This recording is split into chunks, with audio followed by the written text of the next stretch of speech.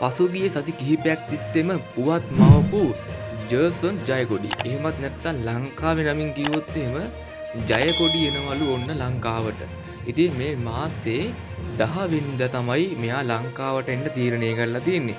ඉතින් මේක මෙයාගේ නිල Facebook පිටුවෙන් දැනුම් දීලා තියෙනවා. ඉතින් මේ මාසේ 10 වෙනිදා ඉඳලා මේ මාසේ 15 වෙනිදා දක්වාම මේ රට තුල එයා ඉන්නවා කියලත් ඒ Facebook ගිණුමේ සඳහන් කරලා තියෙනවා. ඉතින් ඒ කාලේ අතරතුර එයාව හම්බ වෙන්න කැමති කෙනෙක් ඉන්නවනම් එයාගේ Facebook පිටුවේ ෆෝන් නම්බර් දාලා තියෙනවා. ඒ වගේම Telegram channel එකක් දාලා තියෙනවා. ඉතින් ඒ Telegram channel එකෙනුත් එයාව සම්බන්ධ කරගන්න පුළුවන්. ඒ වගේම ඒ ෆෝන් නම්බරයට කතා කරලා appointment එකක් වෙන් කරගන්නත් පුළුවන් එයාව හම්බ වෙන්න. ඉතින් එහෙම හම්බ වෙන්න පුළුවන් මේ මාසේ 10 වෙනිදා ඉඳලා 15 වෙනිදා ඉඳලා කොළඹ තමයි මම හිතන්නේ කොළඹ තමයි එයා නතර වෙන්න තීරණය කරලා තියෙන්නේ. ඉතින් ඒ කම්මෙන්ට් කැමති කෙනෙක්ට appointment එකක් දාලා එයා වෙලාවක් වෙන් කරගෙන හම්බ වෙන්න පුළුවන්.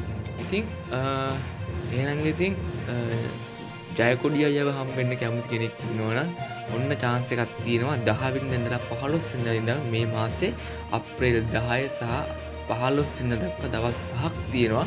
ඔයගොල්ලන්ට පුළුවන් appointment එකක් දාලා වෙලාවක් වෙන් කරගෙන අපේ ජයකොඩි අයව හම්බ වෙන්න.